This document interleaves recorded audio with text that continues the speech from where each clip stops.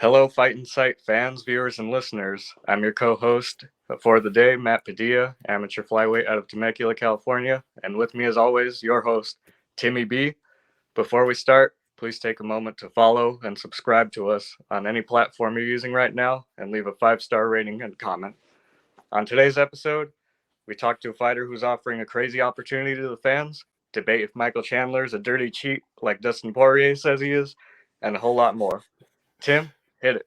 Ladies and gentlemen, this is the Fight and Sight Podcast. Let's talk. All right, our guest today is a 10-2 fighter in the UFC's lightweight division who comes to us off his third straight win last month at UFC Dern versus Jan. That was the event where Mark Zuckerberg rented out the Apex, making it an even more just pressing place than normal, Matt, which we will talk about later and talk with our guest. He's a beast of a fighter. The man has impressed fans with his flashy style and strong ground game, and has already earned one Performance of the Night bonus in his first 4 fights with the promotion. We've talked about him a lot on this podcast because about that thing with offering an opportunity, as Matt said at the intro. Ladies and gentlemen, please welcome to the podcast, Mike Beast Boy Davis. What Hello, up? sir. How's it going, buddy? How are you? Good. Going really well. You have the most professional setup of any guest we've had in our 92 Oh, episodes. I told you. I told you I would. Unless I'm frozen. Hold on. Oh, Just as you say it. I shouldn't have said that. I should not have said that. That jinxed the whole just thing. Just as you say it. It'll come back. All right. A little bit of a curse. I got you. Yeah. Just as you say it. Mike, where are you? You're out in Arizona? I'm in Orlando, Florida. No. Orlando, Florida. Very nice. There you go. We got you back. My bad. All right. Now a professional setup. Here we go. Gotcha. Mike, we go to the fans and we ask questions, and sometimes we get terrible questions. Sometimes we get good things. But this thing stood out to me, and I actually made a graphic because of this question. But I got to say this one. And this one, I didn't think about it before. And then when the person said it, I'm like, holy crap, this is true. But this is from, and I'm going to ruin this name, but at Killian Mitten. Are you aware that you bear a resemblance to Beneil Dariush? And here's a photo. No, it's a little bit. I don't know. It's pretty close, man. If I shave the hair, let my entire hair grow out the same, kind of like the same length, and then shave my beard entirely off, yeah, maybe. But there's only one way to find out. Yeah. But I thought that was a good one. And yeah, I mean, for those that are just listening on audio, I put a photo up. I'll put it up on my story. But I do feel like you guys do, a little bit look alike, man. Beast Boy, very interesting thing that you did prior to your last fight. We've talked about it on this podcast a few times, and I put up the story that came on. It was where you offered $10K and you will be in my corner. And it's the article from Sportskeeda said UFC fighter seeks sponsorship, promising better seat than Dana White, behind the scenes visits and more. Mike, first question: did someone take you up on the offer? You're gonna be so surprised when I answer this in full. This is crazy. So one, yes, someone did take up on me on the offer. His I forget his Desupane. That would be his as at. Yeah. He's a good guy. He's a guy I actually met this guy before. So just once. He's still like a stranger to me. I've known him. I've met him for about an hour. We just bumped into each other at an event. He took me up on the offer, and it turned out a lot better and easier than I thought it was going to be. I thought the UFC would have issues with it. They really didn't care. Wow. Because he was a fan, and he was in my corner and he was getting excited and he was like standing up. You'd see the refs like pull him down, not the refs, but the commission. They'd like pull him back to his seat, and so that was the only bad things. But other than that, it was fun to have him. He came with me. He got there Wednesday, so he got to experience the media shoot. He came with me to all the media, sat right there in every interview that I did. Then we walked around all Las Vegas together, got a bunch of food together, shopped together. Then Thursday, he got to see how I cut weight. I cut I want to say I cut about 8 or 9 pounds.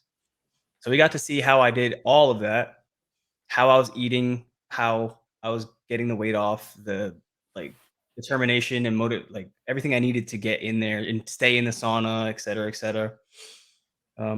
He got to meet all his favorite fighters. He met Ngannou, Wiley. Met everybody, like all these Yeah. champs, everybody. So he said that it was the best experience of his life. Then when he got home, not only did he have a bunch of media for his social media, for things for him to post, he also took in how I was eating for cutting weight, like because I don't starve myself or anything. I still eat all the way to weigh-in day. I'll still be eating. And he took it all in, and he's lost about 25 pounds ever since. Wow. Yeah, he's lost weight, and he's determined to do 1 hour in the gym every single day, and he texts me all the time. Like, he got my number too. He's a good guy. So now he texts me all the time. He's like, "Mike, I'm in the gym. You and Phil Rowe was with me." So he's like, "You Yeah, and yeah. Phil really changed my life." Like Dude, that was worth it the very first day I got there. dude, that's so awesome, man. That is such a cool story. Here's the thing. I was gonna ask you, did you get any flack from the UFC? Like Like from the about that? brass or Dana? Yeah, did they get mad? I mean, okay, so I guess Nothing. did they know that the guy that's standing around with you was that guy? Well, they've Like, never seen him before. no, but I mean, did they know that he's the guy that took you up on the Oh. offer? I guess not. I don't know. Like, yeah, no one Like, would know, right? I didn't go around saying like, "Hey, this guy paid me 10 grand. He's in my corner." No. No. And then when you go in the and then when you so he walked with you because Yep. I was watching, the event. I was so interested to see, and then like Megan Levy doesn't say anything. The commentators don't say anything. The last person that came to the cage with a fighter that was, you know, I want to say like a gimmick was when it was Yeah. Commander Dale Brown when he went with Joaquin Buckley. How long ago was that? Oh, no, I remember. Never mind, I'm sorry. Yeah, that was like Yeah. middle of this year or whatever. And we've Yeah. had Commander Dale on the podcast and we were talking to him about it, but he went out there. But that was a big thing. They kept playing it up. They brought him in after for the interview. But your guy was like just quiet. And I didn't know if Why it was, yeah, I honestly nice, I like man. that better because now, he said it was worth 10 grand the first day. So I got oh my god, upon Twitter, Instagram, and TikTok, and Facebook, where I posted that little sentence saying I'm offering this up. I want to say I got about 300 requests. 300 Some, offers? yeah, some people joking, but at least 100 of them serious. Oh my At god. least a minimum of 100 serious. Okay. The whole business move. So yeah, the next one probably won't be 10 grand. It's probably Yeah. we're looking. I mean, I'm on a 3-fight win streak now, so I'm not a scrub anymore. So we're thinking bumping it up to about Yeah. Worth the 20, money. to be honest. No, like, Hey, dude, this is such a great idea. Now, in the fighter meeting prior to going out, did you bring that up or did yeah, they ask you? he was in there. He was sitting right in there. Oh no, for the fighter meeting, it was just me. He was in No, no, the no. But you're in there. But did they ask you about it or anything like that, or did you no, bring it? like So then they wouldn't even really know. they did not say a single word. Oh, that's And I so was talking interesting. to the traveling agency. I was like, "Hey, my third corner, he's flying in from here and there," and they're like, "Perfect." And then I text them because I just keep in touch with the travel people for the UFC. I was like, "Hey, who's picking up my third corner?" Someone went, picked him up, and brought him everywhere. Like he was taken care of. They got him a room. Like, well, my manager helped get him a room. Yeah, yeah, yeah. They were not giving me 2 rooms, but I managed to get a second. All right. Like how man, this is so interesting, Matt. And I've had when we've been talking about this offer on other podcasts, I've had other co-hosts or guests, and they're like, it's worth way more than 10 grand. Oh, it's And way more. he can get way more than 10 grand. So yeah, dude, keep doing this. Oh, This is 100%. 100%. genius. Now, has any other fighter talked to you and said, dude, I'm gonna be doing the same thing? Yep. This is great. Yep. Oh wow. I'd say So you put it 50K. I'm a little I'm a little uh, iffy about a lot of people doing it because the UFC is going to be like, oh, they're making too much money, cut it, shut it down. Yeah, yeah, yeah. It's only open to Venom employees. Yeah. So yeah, no. I think I'm gonna start the next one at 20 and see where that goes. I know I've had a lot of people hit me up to be in my corner. So bump You it could to probably 20. do like a I'll like a reduce. bid war. Yeah, or so. I think Yeah. 20 is even too low. You're getting an experience that nobody else can get. You can only get experience if you are a fighter or you are chosen by the fighter. Yeah, you might lose weight and change your whole lifestyle afterwards, Exactly. like this last guy. Yeah, that's awesome, man. So I actually, oh no, I'm gonna keep this a secret. So we'll this is gonna be a secret, but you'll see about it on my next fight. We'll all see. right. I'll announce it on my next fight, but I don't want other Nice. people to do it yet. Yeah. Say, okay, well, why don't you just tag our podcast when you do that post so I make sure I Okay. don't miss it. All right. Now, the idea to do this, obviously, it was to circumvent or to help around sponsorship, like because you're so limited in your sponsorship opportunities during Yeah. Fight Week. This was a way that you come across. I mean, this is a lot better than spray tanning on a sponsor on your body, right? Which they banned that. Yeah. So this is just like, this was a way that you said, hey man, I want to make more money during this, and this is a good way. It's a little bit of more money. Yeah. It's I crazy. mean, it's a lot more money, but Yeah, it's really good. so I did have a lot of businesses that wanted to do it. Like a business wants to come and I guarantee you, I'm for business reasons, advertisement and whatnot. They can, hey, put the shirt on or throw the shirt. Yeah. So those people, that's 50 grand. I don't know. If you want me to advertise your stuff and you want to come with your personal business, I'll do it for 50 grand. However, like a random person to pay that amount, I'm pretty sure the VIP seats for the Apex, you have to pay like $2,500 just to get to the Apex anyway, Yeah. because it's considered like a VIP treatment Hmm. because it's very limited. So that's a fifth or a fourth of what you're trying to get in there anyway. Now you get to go backstage, you get to cut weight, you get to travel around, you get to, I mean, it's worth it. 100% it's worth it. It's crazy, man. Were you worried did you have to vet this guy at all? Were you worried that this was like some crazy dude? You know what I mean? Like a lot of times I go to UFC events or fighting events, there's a lot of weird people. I did mention that if you are going to come in my corner, that is when I am the most moody. Of course, I'm dieting, I'm in pain, I'm cutting weight, so I'm grumpy. If you make me mad, I will kick you out, and that's it. You just lost everything. I will just make you leave. Nice.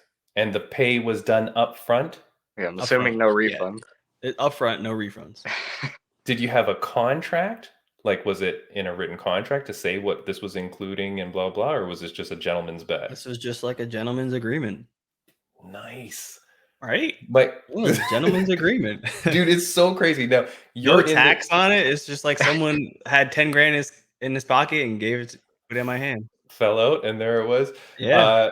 During, you've been with the UFC your whole career. While you've been with the UFC, the Venom deal has been in existence. So you've never, right? Yeah. Yeah. I took the Gilbert Burns fight and the Thomas Gifford fight. And then after that, Venom came in. Okay, so then you were with Reebok and then Venom. Yeah. But you've always been under this sponsorship deal spiel. Yeah. I've never been able to do my own. So this has been, and so can I ask, prior to being with the UFC, when you were in other organizations and open to getting sponsorships, is this 10 grand amount that's good, comparable / better than what you were doing in other organizations, or what you think you would get like at Bellator if you were just open? Okay. So we're talking about before the UFC, or just like if I was in a different organization? My question spiraled out of control there. So whichever way you want to take this. So if I was to fight for, say, Bellator and have sponsors, I would make so much more money. I could have a spot on my short at 10 grand, and I can have 5 spot of 10, however many spots I want, however many can fit on my shorts. So that's definitely, I would make more money there. When it comes to before the UFC, where I was training and fighting in like regional promotions, that 10 grand is more than I made in sponsorships, the pay for the fight, everything, like anything for that fight. That 10 grand is more than I made for the Contender Series. Right. Yeah. That's crazy, man. No, dude, that is a lot of money. Yeah, that is so good for you, man. And what an exciting experience. I do want to tell people, like, so I should put your your handle at the bottom, but you are at Mike Davis at MMA on Instagram, and Yes. that's where you'll be posting the next deal. Yes. Most of the stuff that I talk about and use will be on Instagram. Nice. And do you have a next fight date or time idea? They want me to Timeframe? fight in January. They already gave me the January 14th, which is in Vegas again. Nice. But right now, I'm just waiting on clearance. I did fracture my orbital at my last fight. Yeah. But as you can see, it's completely healed. Oh, it keeps auto focusing on me. Yeah. And that is gonna be cleared now. I think I just went yesterday to have it looked at again, and everything's good. So it'll be cleared, and I can agree to a fight in January. So I'm hoping. Good, man. So for all those listening now who are rich and have like at least 10 grand to spend on this January. event, save up. No, it's 20 now. 20. Yeah, okay, 20. It's 20 now. Craft dinner from now until the bid comes out, because you need to save your money so you can get this amazing experience, man. It'd be freaking crazy. I do want to ask you, fighting in the Apex, have all your fights been in the Apex? No, that was my very first one. That was and the Contender Series was in the Apex. Yeah, and right? but that wasn't at the Apex. That was at some weird. I don't even know what that was. This is the whole new building. I've never been in this building. Oh, okay. Now, the one fight you have in the Apex with Jan and Dern, okay, right? Jan and Dern. This is the event where Mark Zuckerberg rents it out. Yeah. See, and he got in there too. Oh, like your guy got to see Mark Zuckerberg, you mean? Yeah. That guy got a really good deal, actually. He really did. Okay. On that event, I haven't known anyone that was on that card. You're normally allowed to bring like family and friends, like you get a certain amount of ticket. Were you allowed to bring anybody or no? I had to like special request it. And even then it was very, very hard. So normally for an event, a fighter would get 4 tickets, right? He can give away to his family and friends. That event, they didn't give me any tickets. I had to ask my manager if I can get tickets, and he said I had to ask like a month in advance. And I took the fight with like a month. So I was like, oh. So he's like, let me know ASAP. All right. So assuming we're not going to get like banned off all social media for saying this, is Mark Zuckerberg a total selfish ass for doing this? Like, he rents out the whole thing, and there's going to be fighters like who want to be able to bring people, want to be able to fight in front of a crowd, and this guy just essentially mutes the whole building. I mean, money. You have money, you do whatever you want. But why would you, like, why on earth, if you're Mark Zuckerberg, would you want to be in an arena of nobody? Like, so he's one of the top richest people in the world. If you let all these random people in there, someone can attack him, rob him. Yeah.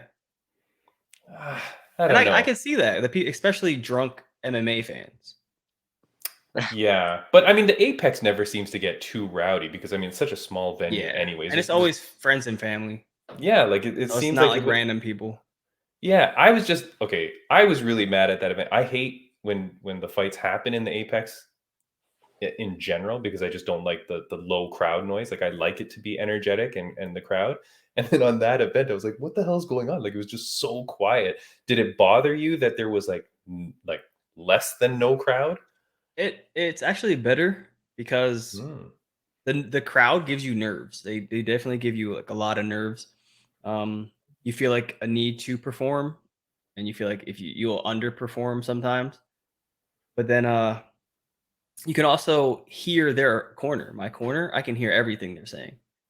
If they're saying attack his lead leg, I can hear that. I can focus. I can like slightly change and focus on that defense, or he's gonna shoot, and then I can switch my stance, shoot somewhere else.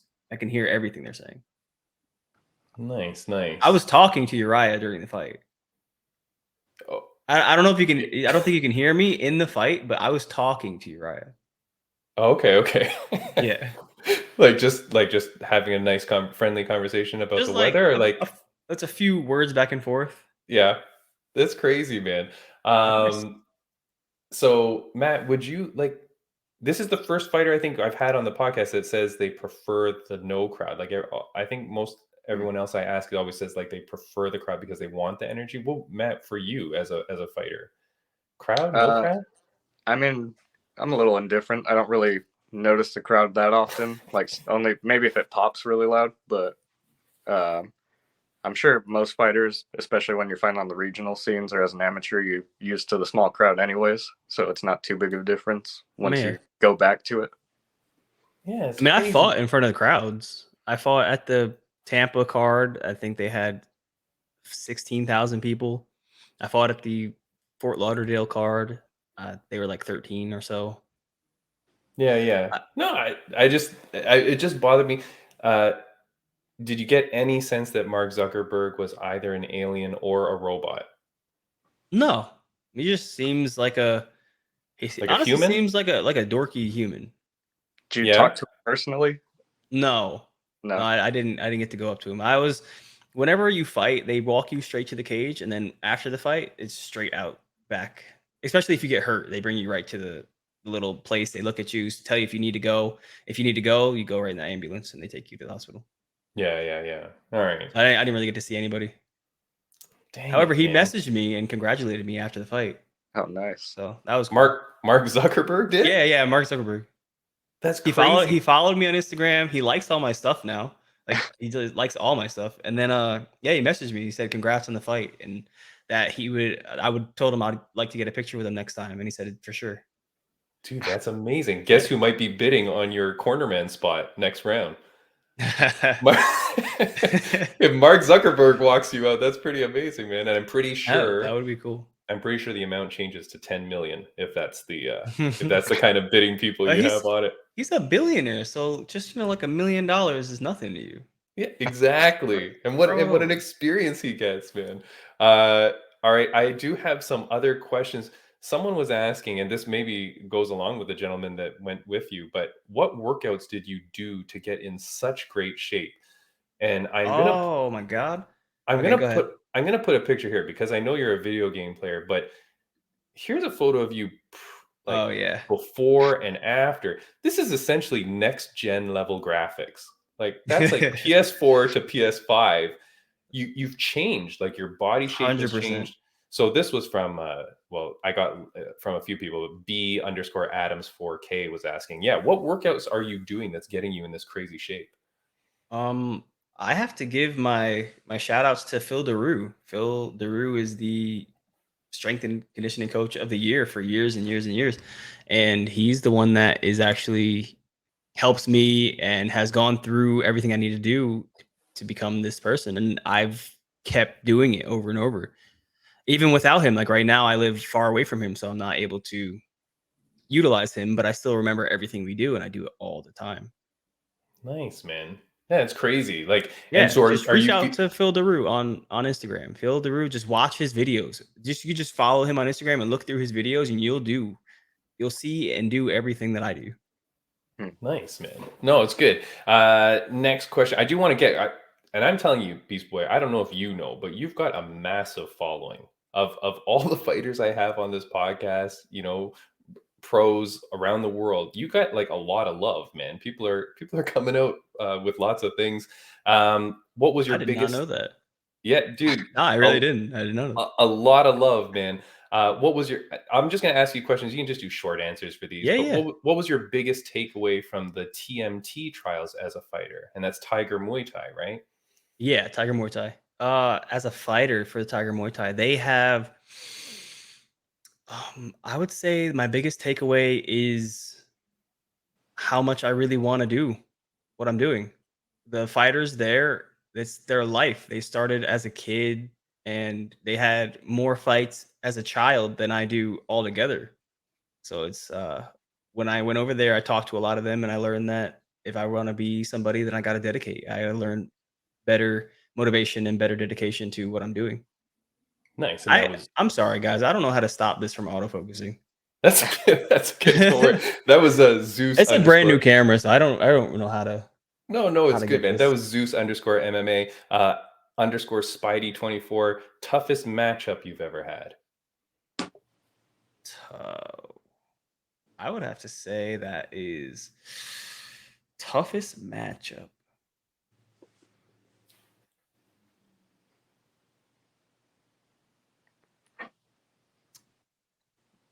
Mason Jones, maybe. Look I at would Jones. say Sadiq because I lost to Sadiq and I won to Mason Jones. The only thing is that when I fought Sadiq, I never got hurt.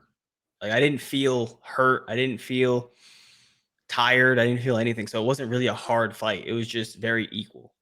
Yeah, yeah. When I Nice. fought Mason Jones, I was like exhausted. I was digging deep, and I was like, I knew I was getting pressured and pushed back all the time, and he was just overtaking me. And I was like, God dang, how do I stop this kid? And in my head, I was like, I don't know what I can do to stop him, so I just have to last the rounds. In my head, that was a hard fight. Nice, nice. Of course, I had plenty of these questions, which was, how did you come across the Beast Boy nickname? Okay, that came when I was young. I was put into sparring, and they would send a boxer, they would send a kickboxer, they'd send jujitsu and wrestler, and whoever it was. When I was sparring them, I would change my fighting style to match theirs, so I could beat them at their own Uh, game. And they were like, "Oh, dang!" And there's a guy, Eric. He's the one like he's a big Teen Titans fan. So he looked at me and he said, "This kid can adapt to whatever's thrown at him, just like Beast Boy." So like, we're gonna call him Beast Boy, and I just kept it ever since. I think I was 16. Nice, man. That's crazy. Do you want to know something really crazy? We had Chris Beast Boy Barnett on the podcast. Obviously, you know him. Yeah. We asked him the origin of his name, and he said the same thing. He said that Really? he said, because I always adapted to the different people, that's why they got the name Beast Boy. That is crazy That's that funny. that the origin is the But same. he was Huggy Bear, I think. Yeah, He was that- Huggy I Bear don't before too. yeah. Yeah, yeah, and he really played into that name with Yeah, I with remember the suit. the Snuggie and whatever. Yeah. Yeah. We get this question a lot. What do you like to do on your spare time? And this is obviously to help you segue into your gaming streaming. But Oh, what do you yeah. like to do on your free time, buddy? Game and game. That's pretty much it. And are you? Uh, Last week I we had. Sorry, go oh, ahead. my Go bad. ahead. I'm sorry. So it's gaming is my number one thing I do in my free time, but I also just like to kind of roam malls, roam around any kind of shopping area. Even if I don't buy anything, I just like walking around. All right, nice. And can people are you're on Twitch? You're streaming Mhm. it. So where can people see that or follow you for that? That's Mike Davis UFC for Twitch. All right, nice. And what is your? And then this was similar along that lines. What is your favorite video game that to play? Warzone. It's not Warzone. my favorite. It's just I don't know. That's where I get to release my emotions. My anger, I guess. I mean, you are a fighter, so you would think that there's outlets for you as well. Oh yeah. Yeah. Warzone would be my outlet. Nice, nice. Matt, we're coming up to the end of the time with our friend Mike here. Is there anything that you wanted to ask him or anything that we didn't touch upon? you hinted on figuring out how much you have to want this when you were talking about the TMT trials. Yeah. I've heard you before pretty candidly talk about how you actually fight more for money instead of this being like your Oh, yeah. passion. So how did it feel knowing you're in this without as much of the passion when it comes to like doing it for the sport, and then you're talking to all these guys who've been doing it for growing up and fighting as a kid, and this was all they wanted? Like, what did that make you kind of think? It depends. 'Cause I've talked to a few people, and yes, some of them fight because that's what they want to do and it makes them happy. Some people, Rotang, Right time, yeah. he talked about how his family was really poor. They had no money. They would work all day and sometimes be sent home with some change or sometimes be sent home with food. And he said that he has 2 arms and 2 legs and he can fight. So he's doing it for money. And it's essentially kind of like I am good. I can fight. I'm doing this because if I were to choose another profession, I would work a 9 to 5. I would work all day long. I would come home. I'd be tired. I wouldn't want to do anything else. I fight once a year. I make enough income to not have to work at all for another year. Not saying if I was to fight more than once a year, which I don't right now, but if I were to fight more than once a year, I'm set. Like in my head, I'm rich. Yeah. I don't I'm a very simple life. Like I play video games. What do I have to spend money on? My electric bill. That's it. My rent, my electric bill. That's my only expenses. Yeah. So for me to make 100 grand here and there, that's literally, I'm rich. That's how I feel. I'm rich. It's Perfect. good, man. So I fight because it gives me freedom. I'm free. I don't have to work a 9 to 5. I'm not struggling. I'm not doing any of this. I'm free. Right now, I'm free. It's amazing, man. I feel really good. So I'm gonna keep fighting because I can. I'm good at it, and it's gonna keep giving me freedom. Nice, man. Love it. Beast Boy, we're so happy that you're able to join the podcast. I'm so happy that this whole corner man for sale thing worked out. It is freaking genius. I love it. I do hope that not too many people start doing it to the point that UFC intrudes on it in any way. And even if they did, I don't know how they would stop you. Like They would either tell us that we weren't be allowed to have random people in the corner, or they would add it to the contract as they get a percentage. And I was, I could see them getting a percentage. I could see them being like, hey, you can have whoever you want, 10%. But they're the UFC, so probably 20%. UFC tax. UFC tax, yeah. Yeah, that's crazy, man. But Beast Boy, thank you so much for coming on, man. You're a great fighter. If people don't already know about you, like I said, follow Mike Davis at Mike Davis MMA. Dude, you're incredible. I'm so happy that you came on. Thank you so much. Before we let you go, I do have one question, which is, who should we next have on the podcast? Someone that you know that is cool, that would be a good person to talk to. Oh, it depends. Are you trying to have a nice podcast or kind of like a wild podcast? Yeah, let's go wild. We got a lot of nice people. Let's do. Have you gotten Perry yet? Oh, Mike Perry? Yeah. No, can you get me in touch with Mike Perry? I'll try, yeah. Dude, hook that up. I love that freaking dude. I am so glad that he beat MVP at his last fight. That was crazy. I don't like MVP. No, I was screaming at that event, man. You know him? You know Mike Perry? Yeah. I'm good friends with Mike Perry. Oh, nice, man. He's the coolest dude, man. All right. I will hit you up for that later. And before we let you go, is there anything that you wanted to say to the fans, viewers, and listeners of this podcast? No, I'm still trying to get to 100,000 followers. So everybody just follow up on Instagram. It's Mike Davis MMA. Twitter is Mike Davis MMA. TikTok and Twitch at Mike Davis UFC. That's it. Dude, we're going to keep growing. That's just going to keep growing. And the more publicity I get, the more followers I get, the more people tend to like me. The UFC is going to treat me better. They're going to give me more fights. And I'm going to keep knocking people out. That's it. And more money. I mean, that's the side. That just comes with it all. Yeah, of course. Wait, very quickly before I do let you go. What do you mean that the UFC will do more for you if you have more followers? The UFC is a publicity game. You can obviously they're the pinnacle of the sport. That's why you see Paddy the Batty. He gets filler fights, kind of like filler fights. Terrence McKinney, filler fights, and Chase Hooper when he first got into the UFC, filler fights. I mean, now he's run out of filler fights, so he's getting people that can fight. But you see it, like you legit see it. Anybody now, this new kid, this new 18-year-old, guarantee you his first 3 or 4 fights are going to be filler fights. People that they know he can beat.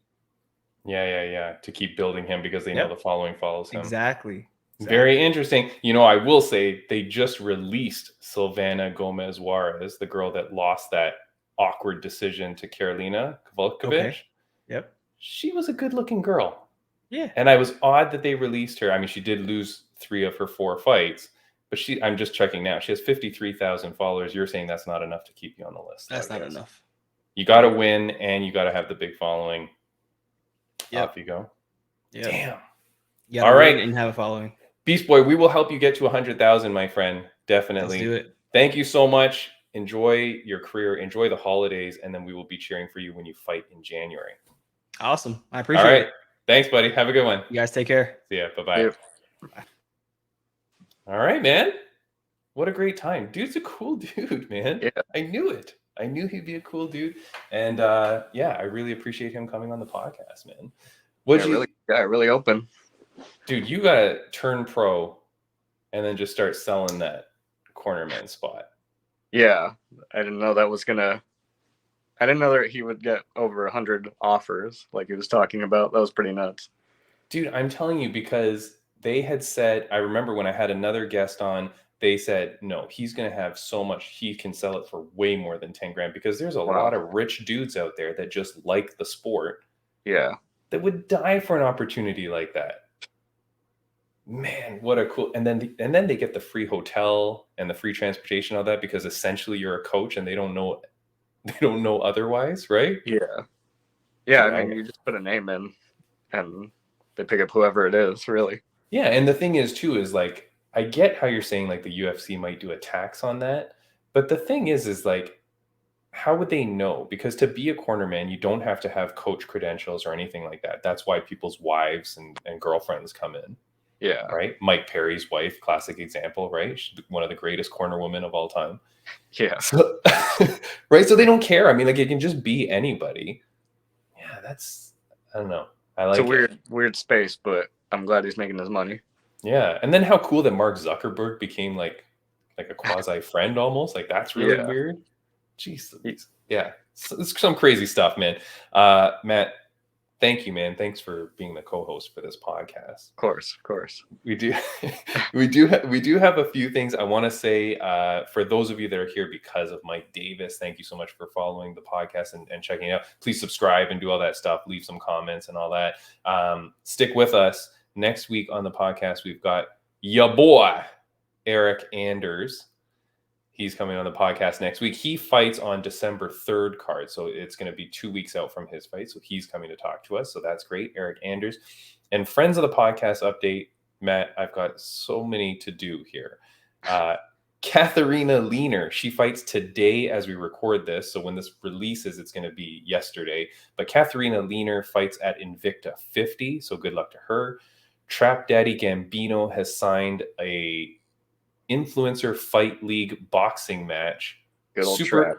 Super heavyweight. He's fighting on December 10th. And we actually have his opponent, Big Sam, coming on the podcast, I think a week before that. Matt, I asked you before if she is related to you, but you said no. We've got Helena Padilla. She's a former guest of ours. She's fighting Friday, November 18th at Rage in the Ring 15th. So good luck to Helena Padilla. And then other guest of ours, one of our favorite guests, Helen Peralta. She's fighting, and I believe this is Alex Pereira's sister. Oh, yeah. Wow. Do you know that that's his sister? Yeah, that is. That actually really? is. So is she a good fighter? I mean, I haven't really seen a lot of her. Just recently, I saw LFA posting her. So that's the only reason I knew. I didn't know he had a sister who was fighting. Oh, but, wait. You're saying LFA is promoting her because they know who she is? Yeah, definitely. Oh, damn. All right. Well, I don't care who she is. I know I like Helen Peralta, and I want Helen to kick her ass. So, hey, also on that card, my good teammate Ricky Farrar, only man who's gotten a flying rear naked choke as far as I know. So, nice. I don't know if he's a co-main or not, but he's on the main card. He's really good, man. All right, nice. Well, shout out to him. And then the last fighter that we have to talk about, friend of the podcast, Chase Sherman. His fight was canceled last week. He's rebooked to November 19th. So Chase Sherman is up again, the Vanilla Gorilla. So he's up. Matt, that's all my friends of the podcast update. I do want to say thanks to RageWorks Podcast Network. We're on that. So that's the RageWorksNetwork.com. You can find a whole bunch of podcasts, so check them out. We are featured there as well as a bunch of others. So thank you to them as well. Matt, do you have $50 lying around that you want to throw in the garbage? In the garbage? I mean, I think you're talking about PFL at this point. There we go, baby. PFL announces their first pay-per-view. $50, Matt. Man. Are you paying $50 for PFL? If they announced 25, I don't think I would have. And man, I mean, it's already on the subscription platform with ESPN Plus, so I'm surprised they're even doing that. That's just nuts to me. It's crazy. How much money, so you kind of said it, but how much money would you have paid for a PFL pay-per-view? Maybe $10. No, Maybe. that is not the right answer, Matt. It has to be $5 because $5 is what you pay for BKFC. Mind you, that's a whole month, and sometimes they have more than one card. Is it really? Yeah, the wait, what am I saying? Bare knuckle. Did I say BKFC? Is that what I said? Yeah. Yeah, BKFC is $5 a month for their app that gets you all their cards, and so sometimes they'll have like multiple cards in a month. And their production value, their fights are crazy. Like I love BKFC, and that's $5 a month. I'm not spending $50 on PFL. Yeah, definitely not. So I don't know. Maybe they're really getting that desperate money wise, but that's just insane to me. I don't know who's spending that money, Matt. When I saw that news, it was posted, and the photo I put up was from at MMA Fighting. But I was looking at the comments that came out, and I was dying laughing because I was like, oh, like, I wonder if they're going to have supporters. No, it was, and I'm just going to read off some here. They got to pay me $50. I would barely watch this for free. Less than 300 pay-per-views incoming. Lol, this is going to do a total of 2 pay-per-view buys. I wasn't even going to illegally stream this for free. Oh my like, and it just goes on and on. It's just like a billion comments of that type. 7 pay-per-view buys max. Only the media is buying this. Like, dude, that is crazy. I feel like PFL may be the first organization to go under. When we look at PFL, Bellator, or ONE FC. Yeah. I mean, like they're backed by ESPN, but I don't know for how long. But still, I mean, that's like saying, yeah, but that's like ONE FC is backed by Amazon now, or Amazon Prime. Like, I mean, but how much these organizations, I feel like they've got a real tough time, but selling your pay-per-view, your first pay-per-view for $50, I don't know, man. That's, I think it shows a little desperation that they're trying to make some money back at this point. You think so? That's just a tough sell, I think, for anybody. I will not be doing that. I'd be surprised if streaming sites even put that on their streaming platform, like the illegal streams. I don't even know that they even bother putting that up. I don't know that anybody cares enough. I don't even think Bellator would be successful with a $50 pay-per-view if they put like 5 championship fights on it. I don't think so, man. And not for nothing, but even like BKFC, like I said, it's $5 a month. So like, guarantee that $5 was worth it for that Mike Perry fight. There's still a whole bunch of people at my gym that were like, no, I didn't watch it. I'm like, you wouldn't pay $5? Yeah. And people still are like, no, just skip it. Like, you got to put out a massive product if you want people to pay for stuff, man. I don't know. Yeah. All right, let's talk about this. Here we go. And I told him he's a dirty motherfucker too, for putting his fingers in my mouth and blowing his nose, and That is good old the Diamond Dustin Poirier. Matt, he was talking about Michael Chandler being a dirty cheat. What do you think? Man, I thought the fish hooking, like, maybe that was a little in the moment. You thought you were grabbing the chin or something, like maybe that. Yeah. And then in the first viewing from the angle that you're watching on pay-per-view, I saw the blood clot fly out of his nose. Yeah. But I didn't see it when he was in his face and blowing it. I saw that on a replay. Yeah. So the first time I saw it, he was like maybe 3 feet away, and you see one drop, and I was like, oh, that wasn't bad. But then I see that up close one, and I was like, okay, that could be a little dirty. And blatant, kind of, right? Like, yeah, super blatant. But, oh, okay, yeah, you think super blatant? Super blatant, but I mean, it landed straight into his mouth. Yeah. So, what about the shots to the back of the head? There was a moment in the fight where Poirier is kind of like on one knee and he's getting up, and Chandler just like goes to town on the back of his head. I don't know who the ref was, from what I remember, but whoever that was definitely on them more, because I mean, Chandler's just thinking of swinging and hitting this guy, so yeah, I can't blame him too much. That's probably like the most excusable thing he did in the fight. Yeah, even though there was like 30 of them, I remember watching it, and I'm just like, the ref's got to say something. Yeah, it was so many shots, and the problem was that fight was so crazy, and it was the momentum was shifting, every 5 seconds. it was like he didn't even have time to go in there. I mean, he did, but he didn't go in there because then within a few seconds, then Poirier's back up and rocking Chandler, right? So I mean, it was a pretty crazy fight, man, back and forth. Chandler, obviously, they talked to him, and I didn't cut it for the purpose of this podcast, but he said, I realized my finger was in his mouth, and that I just couldn't really get my hand out because we were up against the cage, and so that was weird. He said the shots to the back of the head, I thought I was hitting his back of his ear. I'd have to watch it back, blah, blah, blah. Which, of course, right? The guy's moving his head. And then he said about the nose blowing, he goes, hey, gravity is gravity. I didn't do it on purpose. I'm not a cheater. Yeah. But I don't know, man. Everything looked pretty bad on that to me. It looked a little dirty, but then you also got to ask what's really dirty in a fist fight. Yeah, well, there are rules, Matt, and I feel like blowing your bloody nose on someone. Fish hook is 100% illegal. Yeah. Back of the head is illegal. The blood's more like a gentleman thing. Yeah. Yeah. I don't know, man. There was just such a weird thing. Great fight. Like Rockhold was being almost praised for it in the Costa fight. Yeah, but I thought that was disgusting too.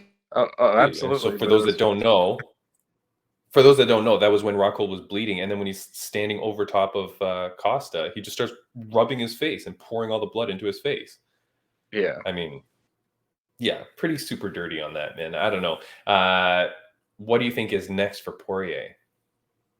For Poirier, I mean, I know he called for the Dariush fight. That would make a lot of sense. I mean, who hasn't he fought already in the top 5 outside of probably Dariush? Yeah. And I think that that's a good fight to then get him next to the title. And that's Dariush's next fight to the title as well. So I feel like that fight is the obvious one to make. And that's, we're assuming then it's Islam versus Charles. Oh, it's Islam versus Volkanovski. So what does Charles Oliveira do? Fiziev? I mean, I was thinking he should definitely fight somebody in that Brazil card since he didn't get knocked out or anything. He got dropped real quick, but he got choked out. Yeah. And, I mean, he said he wants to get right back in there. I think a fight in that Brazil card would be perfect. And yeah, Fiziev would be a great one. Yeah. But that's going to create a real bottleneck at the top, right? Because if you have Dariush versus Poirier, that seems like a number 1 contender spot. And then you've got Fiziev versus Charles. It's like, well, is that the number 1 spot? Like, it's very tough, man. It might just be whoever has the more impressive win. That's what happens when you throw in super fights into a division. Then everyone's just wondering where they go from there. You mean that's when you bring in Volk, right? Yeah, like I feel like that it just kind of holds up the division, whether people want to say it or not, you know. No, I know, and I feel like you shouldn't be doing super fights unless you've cleaned out both your respective divisions, right? Yeah, that's Charles why winning against Islam would have been more appropriate for him to get the Volkanovski fight than Islam. Right. Yeah, I think so too, and that's why I don't like them talking about Cejudo coming in to fight Sterling, because I'm like, dude, Sterling's got Sean O'Malley and Chito Vera, like right there. Why would you waste time with stupid Cejudo, who's going to come in, fight once, and if he wins, he's just going to abandon the title. Yeah, right. He's going to. I'm positive of that. Yeah, he's going to pull a GSP. He's going to win the title and then just walk away. And now we all just sit there not understanding what to do. So that's not cool to me, man. Matt, you train out of Team Quest. Lots of good pros there, right? Dan Henderson, Joe Day Stevenson, Sam Alvey, our buddy, who's now gone there, right? But he left. He moved. But lots of pros out there. I've had this topic that I want to talk about lots of times. I didn't even tell you about this. Has your gym ever gone on a real bad slump? UFC wise, like with our highest level guys, I'd say so. Yeah. Yeah, there was a slump. Did it affect the mentality of the fighters at the gym? I mean, a little. I'd say a little.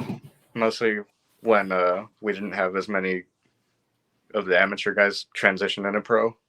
Because it's just like, man, like, you know, it just brings down the morale a little bit. Right. And but then all these amateur guys have been built up.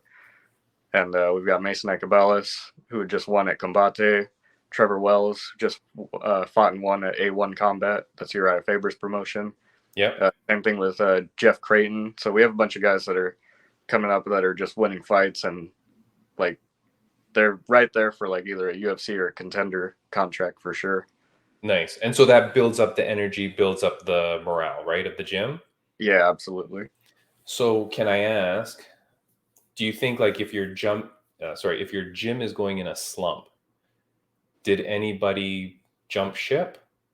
Were they like, okay, shoot, maybe this is not the best and I gotta go? Like, I'm not asking you to name names or anything like that, but I feel like that would be a thing. Like if a gym really starts to have a losing streak, that some fighters, they're pro or amateur coming up or a veteran, they may go, hey, I got to move to a more positive environment.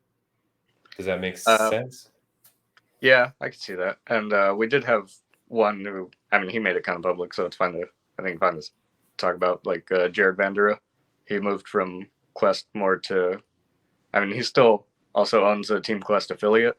Yeah. So he's the actual owner of that. So he's Team Quest no matter what. But he also changed his primary training at Kings. But that's mostly because we don't even have a whole bunch of heavyweights for him either.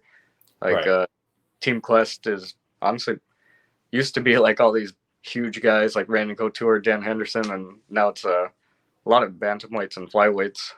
So a lot of smaller guys, not as much work for him out here. So it just made sense logically. And if he's on a slump, then he's got to make that change and be around guys at his weight class. What if you fought like 2 or 3 of you at a time? That could be a way, no? That could work as well. Maybe if we like stacked up on each other. Yeah, like made a Voltron, MMA Voltron. Yeah. Okay, the reason I'm saying this, and I really hope that nobody gets mad at me about saying this, but Jeon Kim, Fire Fist Jeon Kim, one of my favorite fighters, right, from South Korea. She's been on this podcast. She moves from South Korea to California to train because, you know, hey, I got to get better training in the States. She trains with Syndicate MMA.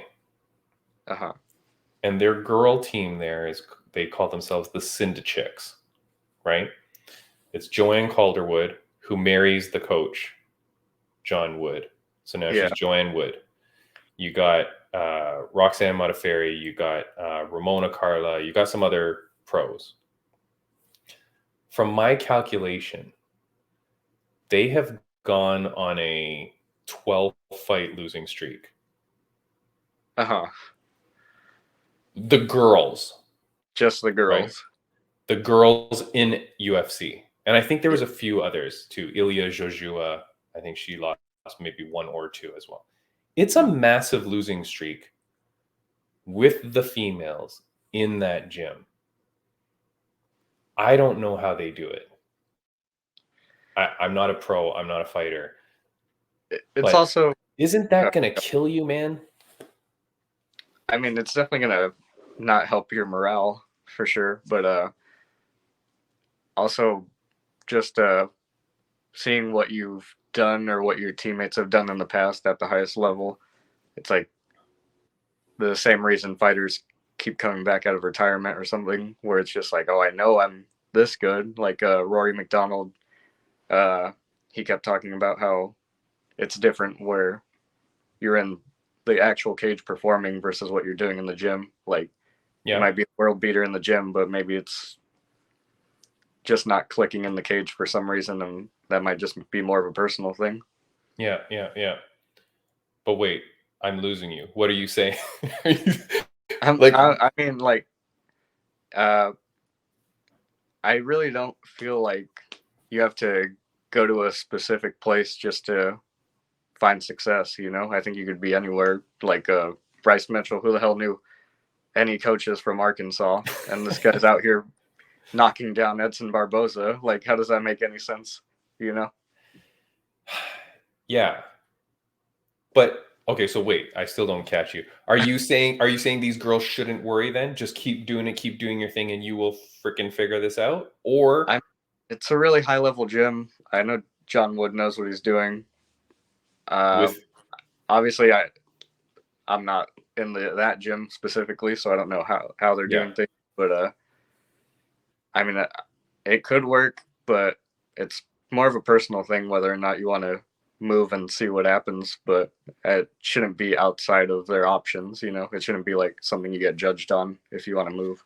Yeah, last week we had Jake Matthews on the podcast, and he talked about, hey, sometimes you outgrow a gym, and that's okay. And he said how he's gone to like 4 gyms over his career, and he said, and if I didn't keep changing gyms, I wouldn't be where I am today. And I went for growth. And he said, hey, you got to maintain good relationships with the gym. Obviously, you do it amicably and all that, but Yeah. it's just a stat that I've been noticing, and I hate it. And I hate seeing that because, like, I've had Ramona Carla on the podcast, I've had Jian Kim on the podcast, and both of them are there, and it's like between those two girls, they're combined 0-6 in their last 3 UFC fights, and like your career is only so short, and it's so important, like you can't afford to get cut. I don't know, it's just tough, man. And just Jake Matthews, and watching the podcast back and hearing him go, hey, you've got to switch gyms, you've got to change things up, you got to whatever, right? Like if it's not working for you, or if you've outgrown it, I don't know, man, it's tough. Like, yeah. And then I don't know. A lot of fighters are so loyal to a coach, so it might be like next to impossible for them to even think about weighing the option. Yeah, that's the thing too, man. And you wonder, like, obviously Joanne Calderwood's not going to leave her husband's gym, but the other girls maybe, right? Like, I don't know. It's tough though, man. Last thing I wanted to talk about was just Frankie Edgar. Matt, there's no way Frankie should have taken that fight, right? Yeah, as soon as it got announced, I didn't even understand what the point of that was. I thought he'd get like just another older guy on his way out. Chris Gutierrez is really good, really good, really mean when he fights. Yeah. It didn't make any sense to me. Yeah, I thought it was, and I just want to put this out in public record. It's like, I thought it was bad for both fighters. Because you're right. I think Frankie should have got a veteran, like another guy, past his prime. I apologize. But, an older guy on his way out, have a good fight and have a competitive fight and be done. Whether you win or lose, it's fine. But have someone equal.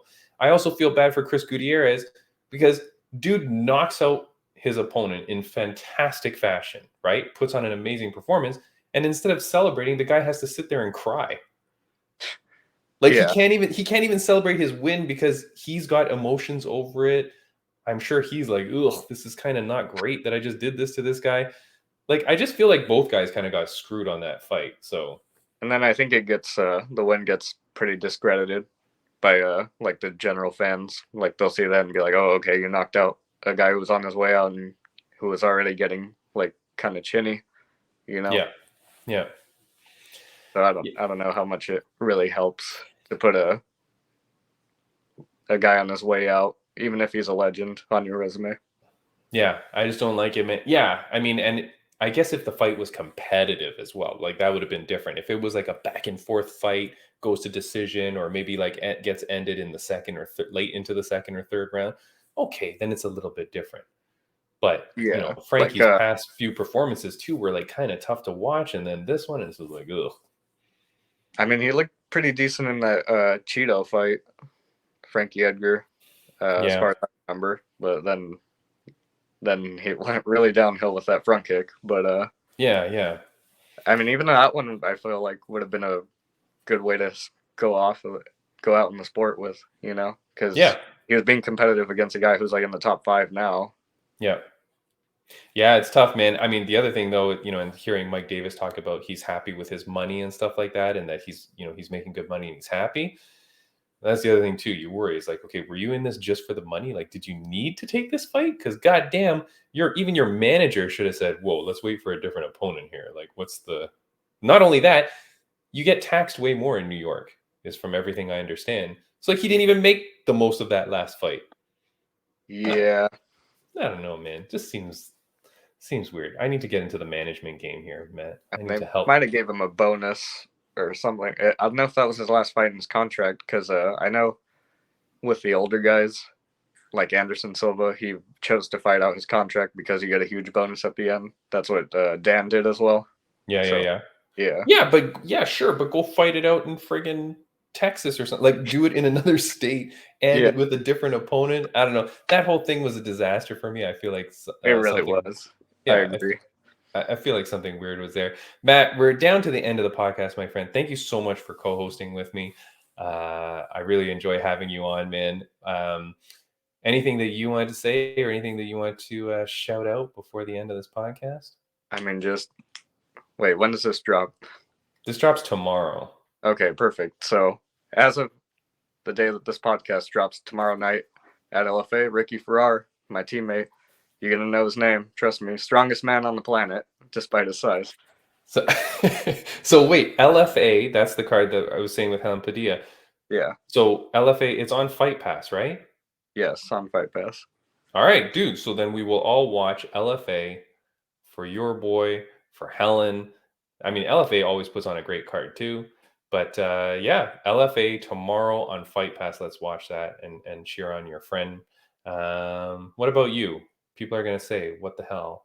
How I come know. Matt is All not the- fighting? All the Fight and Sight fans seeing me for the third time, wondering what's happening. So he says he's a fighter. When are you fighting? When's the next fight, my friend? I am looking for early next year, if not the end of this year, but absolutely, it's crunch time. I got to get something going. So, Yeah, man. as of right now, that's what you get.